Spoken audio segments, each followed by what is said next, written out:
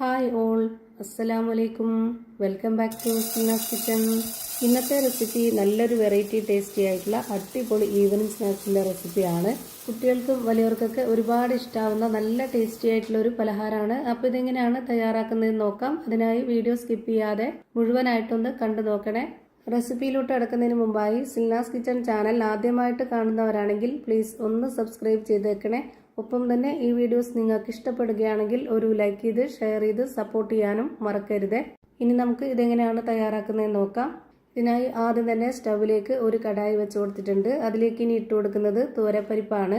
ഈ ഒരു പരിപ്പ് നല്ല പോലെ കഴുകിയതിന് ശേഷം 250 ml കപ്പിന്റെ അളവിൽ 1 കപ്പ് നിറയെ ഈ ഒരു കടായിലേക്ക് ഇട്ട് കൊടുക്കുന്നുണ്ട്.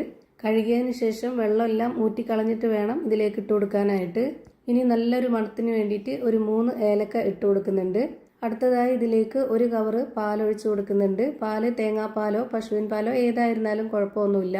ഒട്ടും വെള്ളം ചേർക്കാതെ നല്ല കട്ടിയായിട്ട് വേണം ഇതിലേക്ക് ഒഴിച്ചു കൊടുക്കാനായിട്ട്.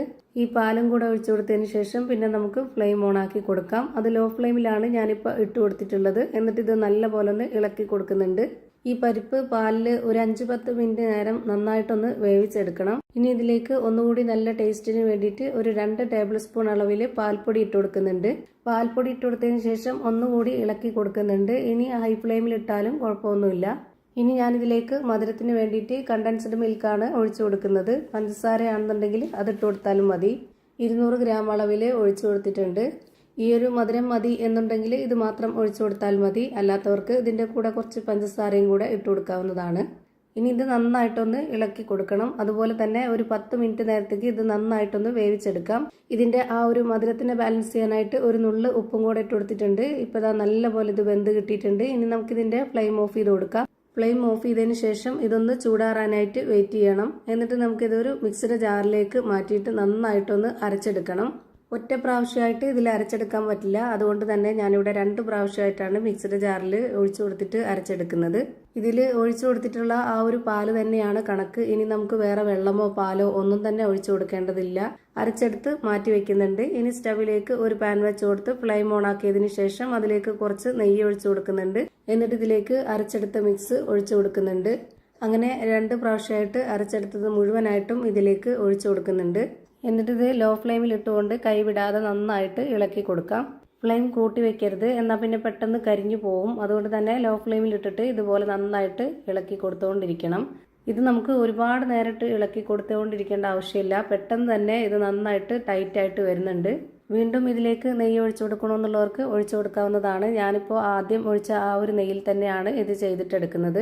ഒരു 4-5 മിനിറ്റ് സമയം വരെ ഇത് നന്നായിട്ട് ഇളക്കി കൊടുക്കുമ്പോൾ ഇത് കറക്റ്റ് ഈ ഒരു പരുവത്തിൽ കിട്ടും. അപ്പോൾ നമുക്കിതിൻ്റെ ഫ്ലെയിം ഓഫ് ചെയ്ത് കൊടുക്കാം. എന്നിട്ട് ആ ഒരു ചൂടോട് കൂടി തന്നെ നമുക്കിഷ്ടമുള്ള ഏതെങ്കിലും ഒരു പാത്രത്തിൽ ഒഴിച്ചു കൊടുത്തിട്ട് സെറ്റാക്കാവുന്നതാണ്. ഞാനിവിടെ ഇതുപോലൊരു മൗൾഡിലാണ് നെയ്യൊന്ന് തടവിയെടുത്ത ശേഷം അതിലേക്ക് ഒഴിച്ചു കൊടുത്തിട്ടുള്ളത്. എന്നിട്ട് ഈ ഒരു സ്പാച്ച് ഒന്ന് കഴുകി നനച്ചതിന് ശേഷം അതിൻ്റെ മുകളിൽ കറക്റ്റ് ലെവലാക്കി കൊടുത്താൽ മതി. സ്പൂൺ കൊണ്ട് കോരി കഴിക്കുന്ന രീതിയിലാണെന്നുണ്ടെങ്കിൽ നമുക്ക് ചൂടോടെ തന്നെ കഴിക്കാവുന്നതാണ്. ഞാനിവിടെ കട്ട് ചെയ്തെടുത്ത് കഴിക്കുന്ന പരുവത്തിലാക്കി എടുക്കാൻ വേണ്ടിയിട്ട് 1-2 മണിക്കൂർ ഫ്രിഡ്ജിൽ വെച്ചെടുക്കുന്നുണ്ട്.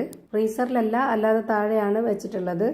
ഇനി നമുക്ക് ഇഷ്ടമുള്ള വലിപ്പത്തിൽ ഷേപ്പിലൊക്കെ കട്ട് ചെയ്തെടുത്ത് കഴിക്കാവുന്നതാണ്. നല്ല സോഫ്റ്റ് ആയിട്ടുള്ള നല്ല പഞ്ഞി പോലെ വായിലിട്ടാൽ അലിഞ്ഞു പോകുന്നൊക്കെ പറയുന്ന പോലത്തെ നല്ല ടേസ്റ്റി ആയിട്ടുള്ള ഒരു പലഹാരമാണ് റെഡിയായി കിട്ടിയിട്ടുള്ളത്. ഞാനിപ്പോൾ ഇവിടെ കട്ട് ചെയ്തെടുത്തിട്ട് എല്ലാം ഒരു പാത്രത്തിൽ മാറ്റിയിട്ടുണ്ട്. അപ്പോൾ ഇത്രയേ ഉള്ളൂ ഇന്നത്തെ വീഡിയോ ഇഷ്ടമായാൽ ലൈക്ക് ചെയ്യാനും കമൻറ്റ് ചെയ്യാനും ഷെയർ ചെയ്യാനും മറക്കരുത്. അതുപോലെ തന്നെ ഞാനിടുന്ന പുതിയ വീഡിയോസ് നോട്ടിഫിക്കേഷനായിട്ട് കിട്ടുന്നതിന് വേണ്ടി സബ്സ്ക്രൈബ് ചെയ്ത് ബെല്ലൈക്കൺ അമർത്തി അതിൽ ഓൾ എന്ന ഓപ്ഷൻ എനേബിൾ ചെയ്ത് കൊടുക്കാനും മറക്കരുത്. പുതിയൊരു വീഡിയോയുമായി വീണ്ടും വരും. Thank you for watching.